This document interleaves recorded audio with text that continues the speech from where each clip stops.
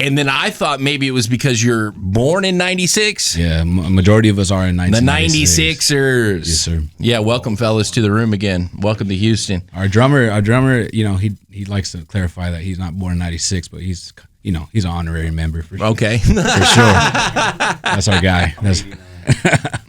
It's a good class either way, man. Yeah, dude. So that who do you think in the band could actually take down that 96-ounce steak first shot? It's probably going to be Ralphie after a few, or you put our manager on it. I think after a training session, he fights bare knuckle. No kidding. And he's a professional bare knuckle fighter. So he's the first bare knuckle fighter to have a knockout in Texas. He did that at Dickies Arena in Fort Worth. And so if anybody could take down 96 Go get on the camera. Show your face real quick for the crowd here. Come on. Yeah, man. Give him a little beer. Put that pistol. Yeah, there you go. We got a lot of star power in West Texas, man. So we're super proud of the group we put together, and a lot of it was God's divine timing. Because if we would have met any earlier, we probably would have all sabotaged it. But now that we all got our heads on straight, we have a clear focus of what we want to accomplish. We're in the right direction. How long have y'all been a group? Probably been together playing? I want to say like a month and a half or something like that. Are you being serious? I'm not kidding. I love this, man. Yeah. This is what I'm talking about, dude. Yeah. That's crazy. So when did you make this record, Cherry Bronco? Cherry Bronco, the conception of it has been December of 2024. When I decided to pursue the album name along with what kind of songs I was wanting to accomplish. Yeah. And that stemmed from my grandfather's passing when I was, in 2013. I was about 16 years old or so. And he drove a red Ford truck, and I wanted to do kind of an ode to him. And I didn't want to call it like a red F-150 or nothing like that. So I was walking through Congress in Austin one day, and I saw this store named Cherry. And I got my brain working, and I landed on the name Cherry Bronco, and I just was chipping away at it, and it was getting somewhere, but it wasn't all the way there yet. And then I was honored to meet my lead guitarist Sid, and he really brought one of our records, Good Fast and Cheap, to life. And because before it was kind of like this pop punk record, didn't have any clear direction, no identity. I didn't feel attached to it in any way to perform it, but we did it at a 4th of July festival. And that was our first time meeting at that festival, and he ripped it out the gate. And then once I heard that, just the way he hit the tone on his guitar, man, it just gave me some sense of direction and inspiration I never had before.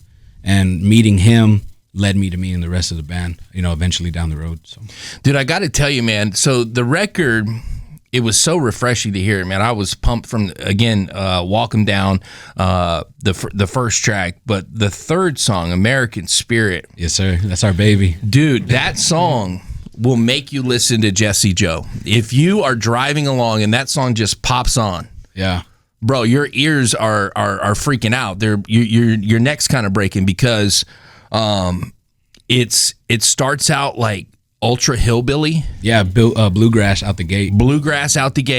Then it goes into this. Strings fans over here. Then it goes into this whiny harmonica that reminds me for a split second of Whiskey Myers. Yeah. And then it's the heaviest shit I've ever heard. It goes into almost like a metal riff. Yeah.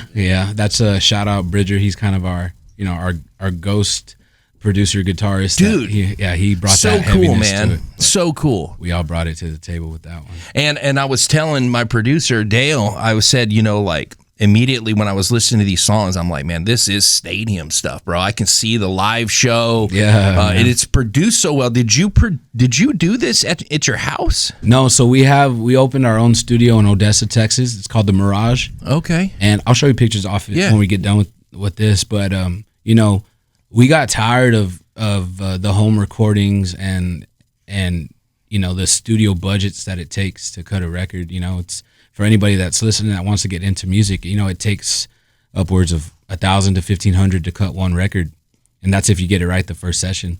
And we figured that in this day and age, everything's really accessible equipment wise, and we figured why not we just do it ourselves and we can cut all the records we want.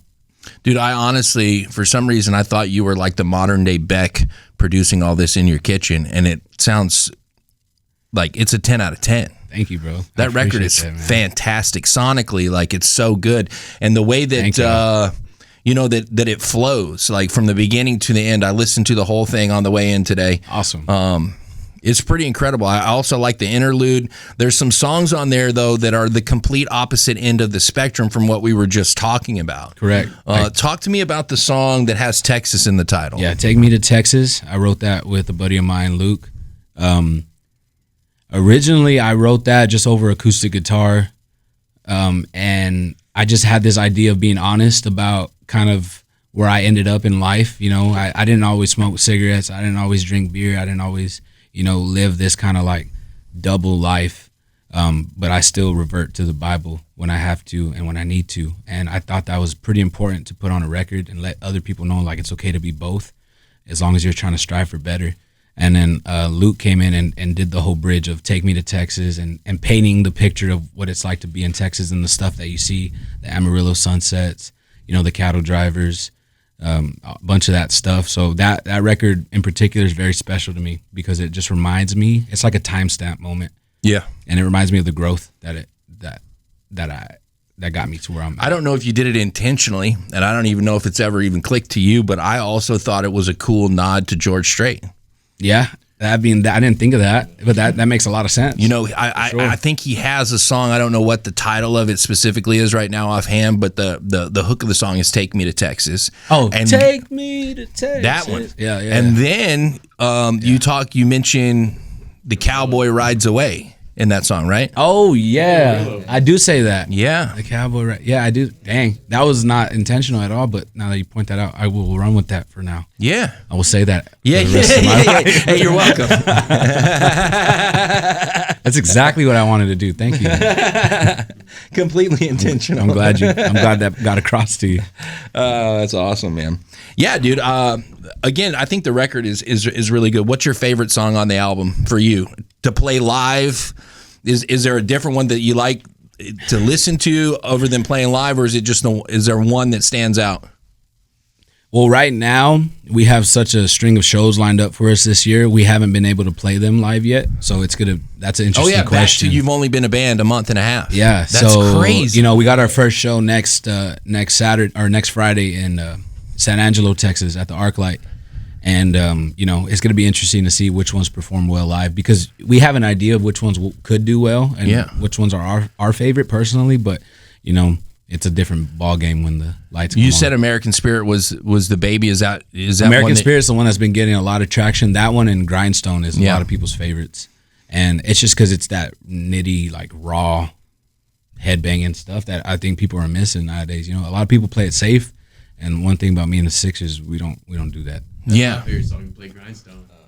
Rocker. Yeah. So we're all big rock heads, you know what I mean? Yeah, there's some heavy riffs in this record, you know, but it's also very melodic. And then, you know, like you have that bluegrass stuff in there, and it's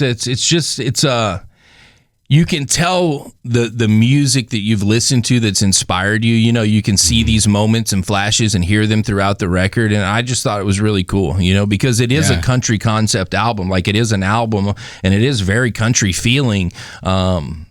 But you took me to places that I really haven't been, man. And I do really want to tell you that it's early on in the year, but that's going to be that's a contender for album of the year for me. Yo, what? That's sick, bro. Yeah. Thank you, Zach. Hell yeah, man. 100%. That's funny you brought up Whiskey Myers because right before that drop on American Spirit, I kind of just had my harmonica on the table and I kind of just did the bend on it, and it worked. Yeah. And you know, as the story wrote itself, we'll be opening for Whiskey Myers and Wade Bowen in April. So, no kidding. Yeah, we'll be able to touch that audience and let them know what we got coming. So we're super So you've got this first show you said in San Angelo. Is that what I heard? Yeah, San Angelo. And what's that date again? March 6th. March 6th. Yes, sir. And it's at the ArcLight. At the ArcLight. It's going to be us, and then B3 is going to be opening for us. He's another artist that's bubbling right now. He's about to pop. We got a big record coming out. I'll send it to you. Yes. So you can let me know what you think appreciate of it. that. It's called Bad News. It's a big record, bro.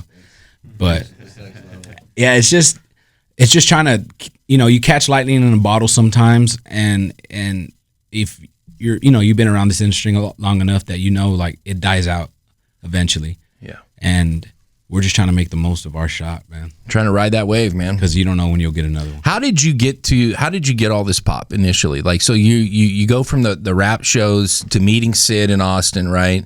And forming this band. But before that, when was it that you got on Landman? How did you get to be do you do acting outside of this? Was that your first acting experience? Yeah, no, not at all. Zach, they found me through a reel I did. I was singing acoustic in front of a Ditch Witch, and they kind of saw that, and a casting agent reached out. No kidding. And was like, hey, you have like a cool style. I think you would fit perfect for a Roughneck that we need to cast. And, I put in my submission, my headshots, all that. 2-3 months went by. I kind of just counted it, towards the game. And I was headed to Amarillo. My grandma was at the cancer center there. So we were headed out. About 2 hours in the drive, I got an email that I got the gig, and I had to be in Fort Worth that next day for, costume fitting. So I told my wife and my 2 babies, I was like, this road trip just got a little bit longer, but it happened like that. Boom, boom. I mean, granted, before that, I had been pursuing this dream right now it's been 15 years in the making of just hitting a lot of dead ends. But the thing about me and the thing about a lot of these guys behind me is that, or all of these guys behind me, is we're not afraid to fail publicly. And I feel like it's important for our listeners to know that when you fail publicly, that means you actually tried and you gave it your all. So like, don't be afraid to actually fail at full speed, because that one time you're right, you bust through that and there ain't no looking back. And I feel like that's where we're at finally. Dude, I love what you just said there. Fail at full speed, man. I think you got something right there, man. Jesse Joe sounds like Texas Jesse Joe, and the 96ers are in the room right now.